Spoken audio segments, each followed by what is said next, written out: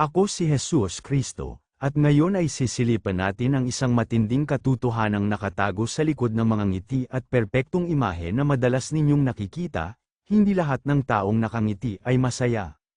Sa panahon ngayon ng social media at mabilis na komunikasyon, tila mas madaling ipakita ang isang perpektong buhay. Marami ang naglalabas ng mga larawan ng kaligayahan, tagumpay, at kapayapaan. Ngunit ang totoo, sa likod ng mga likes at hearts ay nagtatago ang mga pusong sugatan, isipang naguguluhan, at kaluluwang uhaw sa tunay na kapayapaan.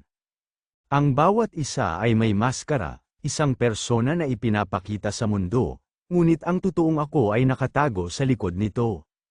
Sinasabi ko sa inyo sa Mateo Kapitulo 6 versikulo 5 hanggang 6, at kung ikaw ay nananalangin, huwag kang gaya ng mga mapagkunwari, sapagkat iniibig nila ang manalangin ng nakatayo sa mga sinagoga at sa mga panulukan ng mga lansangan, upang sila'y mangakita ng mga tao.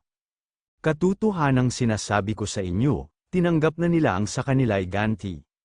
Datapwat ikaw, pagka ikaw ay nananalangin, pumasok ka sa iyong silid, at kung mailapat mo na ang iyong pinto, ay manalangin ka sa iyong ama na nasa lihim, at ang iyong ama na nakakakita sa lihim ay gagantihin ka. Ibig sabihin, ang tunay na relasyon sa Diyos at ang tunay na kapayapaan ay hindi ipinapakita sa panlabas na anyo, kundi sa lihim ng inyong puso. Sa tunay na buhay, makikita ninyo ang maraming taong mayaman, sikat, at tila walang problema, pero sa loob ay naghihirap at puno ng kalungkutan.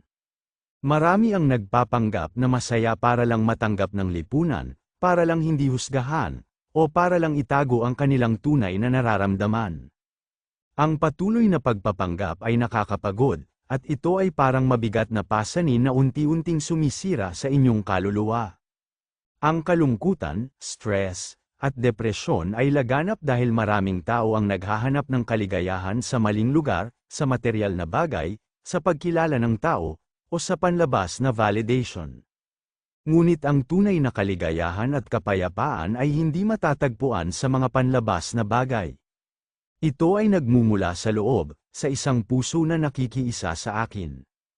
Ang tunay na kapayapaan ay hindi ang kawalan ng problema, kundi ang presensya ko sa gitna ng problema.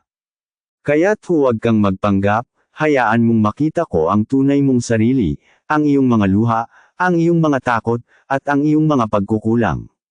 Sa akin, hindi mo kailangan magtago, dahil kilala kita ng buo at mahal kita ng walang kondisyon. Bitawan mo ang iyong mga maskara,